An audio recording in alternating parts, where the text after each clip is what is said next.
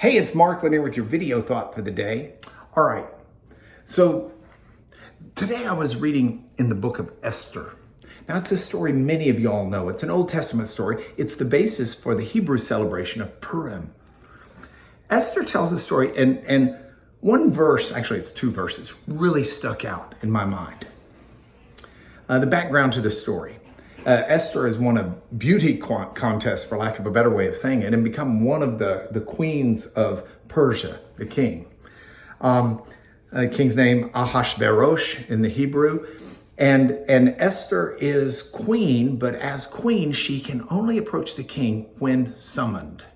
That's the royal law of Persia. Now, there's this evil fella in the king's court named Haman. And Haman figures out, he's upset with at least Mordecai and probably other Jews, so he figures out how to get the king's permission to wipe out the Jewish population, not realizing Esther was Jewish. And Mordecai finds out about it. Now, Mordecai is Esther's uncle, and he sends word to Esther and says, "You've got to talk to the king about this." And Esther says, "I can't." And Mordecai sends through the messenger that's running back and forth, shuttle diplomat. He sends word that says, and these are the verses, "You know, if you don't approach him at this time, God will send someone else. God's going to win this victory, but it may cost you and your family your life." He says, "You don't know, but that this isn't the kind of time, the very moment that you were made for, that you were put here for such a time as this." It got me thinking about time, because this week, my video thoughts, I've been talking about time management. And the idea that we have to prioritize how we spend our time is one that's a very important lesson. I mean, she couldn't just wait for the king to summon her. The time was then. It was an emergency. It was death to her people if she didn't choose to bump it up the priority chain of what she was going to be doing. And so within the framework of this, I'm kind of reminded of the medical concept of triage.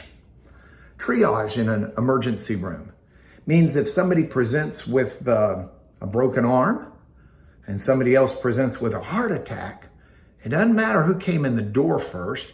You assess the degree of injury and the immediacy of the harm, and then you treat the heart attack before you treat the broken arm. It's kind of like what I call plate spinning living. Back when I was a kid, there was this TV show called The Ed Sullivan Show, and you can see clips of it on YouTube. And there were episodes where there was this one guy who was like a plate spinner, and he'd have these poles with plates on top, saucers that would go round and round, and he'd spin them. And he'd get like 1, 2, 3, 4, 5, 6 plates spinning. And then he'd keep them spinning, but he'd have to run to the one that starts to wobble and then run to the other one that's most wobbly. And he would prioritize which one he would spin based upon which one might fall next. Now, I put all this together in a video thought for today because I don't know what your day looks like. And candidly, I don't know a lot of my day today. But I do know that sometimes require us to prioritize some things over other. I might need to prioritize one work matter over another work matter, or I might need to prioritize work over play. There might be a relationship that I need to prioritize over my alone time. There might be someone in need that I need to prioritize over my own play. Whatever it may be, I want to live a focused life of triage or plate spinning living.